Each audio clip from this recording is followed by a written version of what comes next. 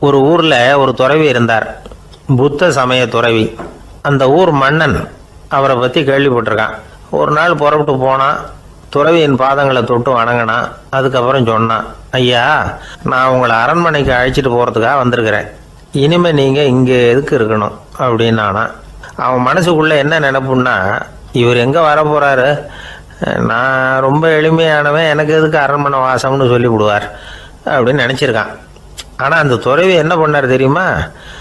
அப்படியா, சரி போகலாம், வா, போய் உன் ரதத்தை கொண்டுட்டு வா, அரண்மனைக்கு போகும்பொழுது அதுக்கு தகுந்த மாதிரி ஆடம்பரமா போகணும் அப்படின்னு விட்டாரான். துறவி இப்படி சொன்னதும் அந்த மன்னனுக்கு மனசுக்குள்ள சந்தேகம் வந்துட்டுது.